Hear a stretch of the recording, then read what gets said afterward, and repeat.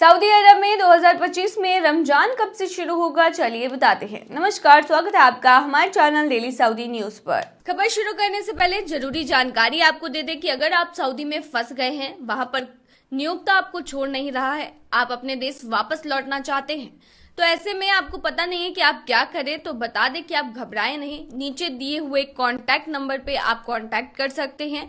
वहां से आपको जो जरूरी हेल्प है वो मिल जाएगी। कानूनी प्रक्रियाओं के तहत सारी कार्रवाई करके आपको महज 3 से 4 दिन के अंदर खरूज लगाकर वापस अपने देश सही सलामत पहुंचा दिया जाएगा। तो दिए गए नंबर पर आप संपर्क कर सकते हैं। देखिए, सऊदी अरब एक इस्लामिक देश है। इतना ही नहीं, माना जाता है कि सऊदी अरब वही देश है जहां से इस्लाम का जन्म हुआ है, और यही रीजन है कि सबसे पहले सऊदी अरब में ही चांद देखा जाता है, और वहां पर जब चांद नजर आ जाता है उसके बाद पूरे देश में ईद या फिर रमजान मनाई जाती है।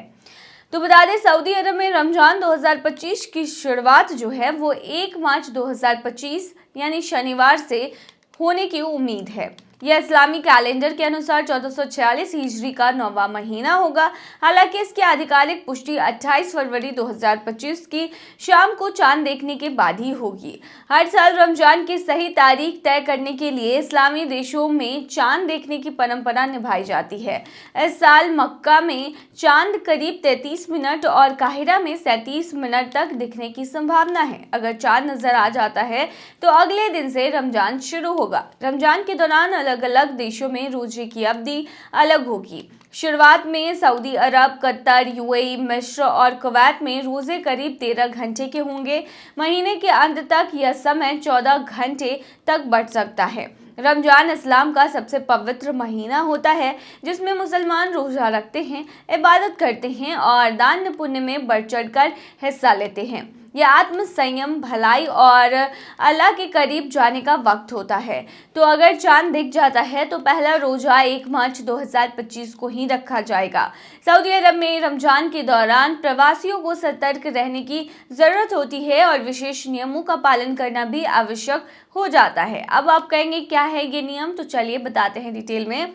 मस्जिदों में इफ्तार पर प्रतिबंध है। बता दें कि मस्जिदों के अंदर इफ्तार आयोजित करने और इसके लिए चंदा इकट्ठा करने पर रोक है। यदि कोई व्यक्ति इफ्तार कराना चाहता है तो उसे मस्जिद के इमाम से अनुमति लेकर मस्जिद के परिसर में यह आयोजन करना और साफ सफाई की जिम्मेदारी भी स्वयं उठानी होगी। तो ऐसे में प्रवासी और वहां के निवासी भी ये हरकत बिल्कुल ना करें। लाउड स्पीकर और प्रसारण पर भी नियंत्रण होगा। बता दें, मस्जिदों में लाउड स्पीकर के उपयोग, फोटोग्राफी और नमाज के प्रसारण पर प्रतिबंध लगाया गया है। तो ऐसी हरकतें बिल्कुल भी ना करें, स्पेशली प्रवासी। बच्चों की उपस्थिति, बता दें कि मस्जिदों में बच्चों के आने पर रोक है, क्योंकि इससे इबादत में खलल पड़ सकता है। एतिकाफ का नियम भी है। बता दें कि रमजान के अंतिम 10 दिनों में एतिकाफ मस्जिद में एकांतवास के लिए इमाम से अनुमति लेना आवश्यक है। उम्रा की भी लिमिटेशन है। बता दें, रमजान के दौरान प्रत्येक व्यक्ति को केवल एक बार उम्रा करने की अनुमति है, ताकि भीड़ को कंट्रोल किया जा सके और अधिक लोगों को उम्रा करने का अवसर मिल सके। दान और चंदा इकट्ठा करने पर भी रूल लगेंगे। रमजान के दौरान दान केवल अधिकृत चैनलों और संस्थाओं के माध्यम से ही की जानी चाहिए। अनधिकृत व्यक्तियों या संस्था को दान देने से बचना चाहिए। वहीं प्रवासी के लिए ये विशेषकर नियम है कि आप सतर्क रहें, कोई भी ऐसी हरकत ना करें जिसकी वजह से आपको जेल भुगतना पड़ सके। जैसे रमजान के दौरान बाहर में खाने पीने से बचे, यहाँ तक कि च्युइंगम चबाने से भी बचे। किसी से झगड़ा ना करे, किसी को परेशान बिल्कुल भी ना करे। 20 साल पहले सऊदी गए मजदूर की मौत, 15 दिनों से अस्पताल में है बॉडी। सऊदी अरब से एक बुरी खबर निकलकर सामने आई है, जहां एक भारतीय की मौत हो गई। लेकिन उससे भी बुरा ये है कि उस भारतीय की बॉडी 15 दिनों से अस्पताल में है और वापस लाने के लिए कोई रास्ता नजर नहीं आ रहा।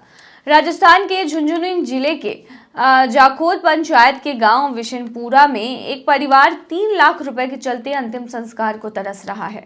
20 साल पहले सऊदी अरब कमाने गए मजदूर राजेंद्र नायक का वहां निधन हो गया, लेकिन आर्थिक तंगी के कारण परिवार उनका शव भारत लाने में असमर्थ है। करीब 15 दिनों से उनका शव सऊदी अरब के अस्पताल में रखा हुआ है और परिजन शव को भारत लाने के लिए सरकार से मदद की गुहार लगा रहे हैं। राजेंद्र नायक के बेटे संदीप नायक ने बताया है कि उनके पिता 20 साल पहले सऊदी अरब गए थे और वहां और वहीं एक अरबी के घर काम कर रहे थे। वे अक्सर फोन पर परिवार से बात करते थे और हर बार अगली बार आने का वादा करते थे। 2-3 महीने से वे घर खर्च के लिए पैसे भी भेजते थे, लेकिन बीते कुछ दिनों से उनकी तबीयत खराब चल रही थी। 11 जनवरी को परिवार ने अंतिम बार वीडियो कॉल पर राजेंद्र को देखा था।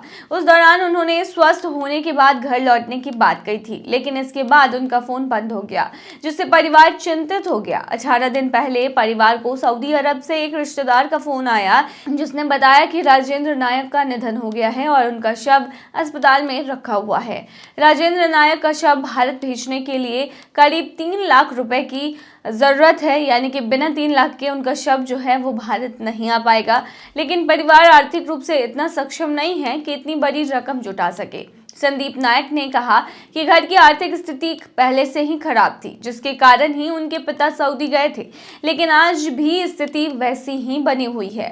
राजेंद्र नायक की मौत से उनके घर के सदस्य बेखबर हैं। मृतक के बेटे संदीप के अलावा घर में किसी को इस घटना का नहीं पता है। हालांकि गांव व परिवार के अन्य सदस्यों को राजेंद्र की मौत की खबर लग चुकी है। घर में राजेंद्र की मां, उनकी पत्नी और 3 बच्चे हैं, जो पिछले 20 साल से उनके लौटने का इंतजार कर रहे थे। एक मां अपने बेटे को देखने के लिए तरस रही है, एक पत्नी 20 साल से अपने पति की राह देख रही है और 3 बच्चे अपने पिता का स्नेह के लिए तरस गए हैं। राजेंद्र नायक के बेटे ने भारत सरकार से मदद की अपील की है, ताकि उनके पिता का शव जल्द से जल्द भारत लाया जा सके और उनका अंतिम संस्कार पैतृक गांव में किया जा सके। गांव के सरपंच प्रतिनिधि सुनील बिजारनिया ने बताया है कि परिवार इतनी बड़ी रकम देने में असमर्थ है। उन्होंने बताया कि जनप्रतिनिधियों की मदद से विदेश मंत्रालय को पत्र भिजवाया जा चुका है। उन्होंने भी राजेंद्र नायक के शव को भारत लाए जाने के लिए पीड़ित परिवार की मदद के लिए भारत सरकार से अपील की है। राजेंद्र नायक की मौत से पूरे गांव में शोक की लहर है। ग्रामीणों का कहना है कि अगर सरकार जल्द मदद नहीं करती तो परिवार को अपने ही सदस्य के अंतिम दर्शन तक नसीब नहीं होंगे। सभी ने एकजुट होकर भारत सरकार से अपील की है कि जल्द से जल्द शव को भारत लाने की प्रक्रिया पूरी की जाए, ताकि परिजन उनको अंतिम विदाई दे सके। तो ये थी तमाम जानकारी। बने रहिए ऐसी तमाम खबरों के लिए डेली सऊदी न्यूज़ पर।